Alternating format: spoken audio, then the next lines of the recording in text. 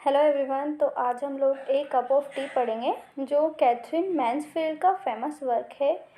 जो स्टोरी है वो पब्लिश हुई थी 1922 को। और जो कैथरीन मैन्सफील्ड हैं वो ब्रिटिश शॉर्ट स्टोरी राइटर हैं।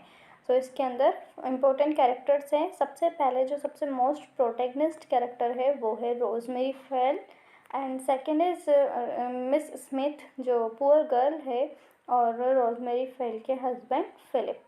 जो कैथरीन मैन्सफील्ड द्वारा रचित जो ए कप ऑफ टी है वो एक हाई क्लास लेडी के बारे में है जो बहुत ज़्यादा शो ऑफ करती है, बहुत रिच है और उसे अपने रिच होने पे बहुत ज़्यादा प्राउड भी है। प्राइड लेडी है वो। ब्यूटीफुल तो नहीं है इतनी, बट वो अपने महंगे कॉस्टली ड्रेसेस से, मेकअप से सुंदर लगती है। वो अपनी जब भी पार्टियाँ रखती है तो उसके अंदर बहुत इम्पोर्टेंट और फेमस आर्टिस्ट होते हैं, उन्हें इनवाइट करती है। उस लेडी का नाम है रोजमेरी फेल। रोजमेरी फेल की शादी फिलिप फेल से समथिंग 2 इयर्स पहले ही हुई है। मतलब उनकी शादी को भी 2 साल ही हुए हैं, और उनके एक बेटा है। जो उसके हस्बैंड है वो उनसे बहुत ज़्यादा डीप लव करते हैं और रिच हैं, बहुत ज़्यादा अमीर हैं। और अगर उन्हें कभी रोजमेरी फेल को कोई सामान भी ख़रीदना होता है, कोई मार्केट से कोई चीज़ ख़रीदनी होती है, तो पेरिस तो इतनी ईजीली जाती है जितने कि कोई लोग, नॉर्मल लोग, मिडिल क्लास लोग लंदन की बॉन्ड स्ट्रीट के मॉडर्न मार्केट में जाते हैं। अगर उसे फ्लावर्स भी ख़रीदने होते तो रिजेंट स्ट्रीट की सबसे मोस्ट कॉस्टली शॉप पर जाकर अपनी कार खड़ी करती है। रोजमेरी की शॉपिंग करने में बहुत ज़्यादा इंटरेस्टेड है और उसे कॉस्मेटिक चीज़ें खरीदना बहुत पसंद है। अगर उसे फ्लावर्स का कोई फ्लावर्स का कोई बुके ख़रीदना होता है तो वो ट्यूलिप फ्लावर्स का बुके ज़्यादा पसंद करती है। सर्दी की एक शाम होती है, विंटर्स इवनिंग। उस दिन वो कर्जन स्ट्रीट की एक शॉप पर बहुत ही कॉस्टली चीज़ खरीदने के लिए जाती है। और जब वो जहाँ जाती है तो उसे एक सुंदर सा बॉक्स पसंद आता है, जिसे देखकर जो शॉपकीपर है वो अपनी फ्लर्टर करना स्टार्ट कर देता है, चापलूसी करना स्टार्ट कर देता है, और उसे इतने अच्छे तरह से बताता है ताकि रोजमेरी के माइंड में वो बॉक्स जो है वो ख़रीदने की इच्छा बैठ जाती है।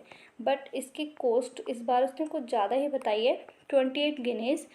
इस बार रोजमेरी के पास इतने पैसे तो नहीं हैं अभी, बट उसने उसे बोला कि आप इसे रख लीजिए, तब मैं आऊँगी तो इसे ज़रूर ख़रीद लूँगी।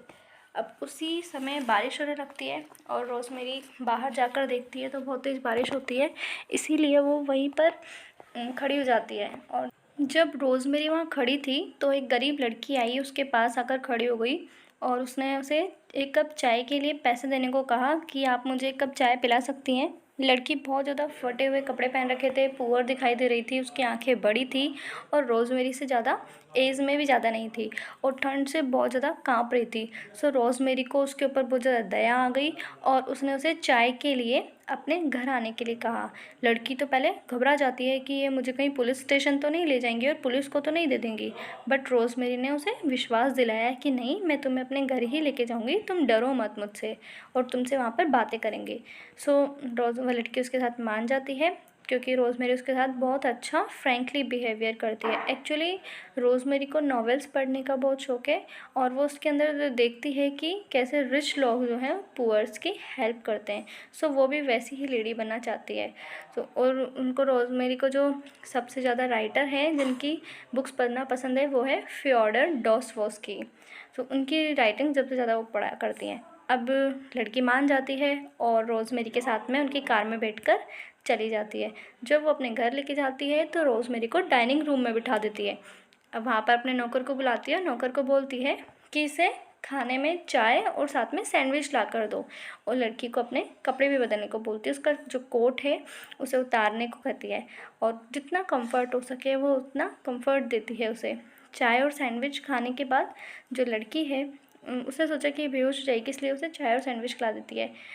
तभी उसके जो हस्बैंड है वो वहाँ पर आ जाते हैं और वो जब रोजमेरी फिलिप को, मिस स्मिथ को वहाँ देखते हैं तो फिलिप अपने वाइफ रोजमेरी को बुलाकर बोलते हैं कि ये जो लड़की है ये यहाँ पर क्या कर रही है।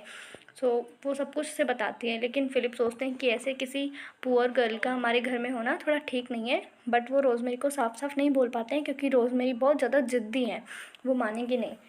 तो वो थोड़ा ट्रिक आजमाते हैं और बोलते हैं कि वैसे ही लड़की बहुत ब्यूटीफुल है।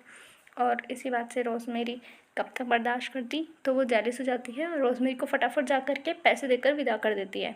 अब रोज़मेरी के मन में सिर्फ वही वर्ड्स उसके जो है वो चल रहे हैं कि वो बहुत ज़्यादा ब्यूटीफुल है। इसके बाद रोज़मेरी ने कम से कम हाफ़ एन आवर अपना मेकअप करवाया, बालों को ठीक करवाया और बहुत मेकअप करवाने के बाद वो फ़िलिप के सामने गई और उसे बोलती है कि उसे बहुत ज़रूरी कुछ काम था, तो उसने उसे पैसे और कुछ खाने को देकर भेज दिया है।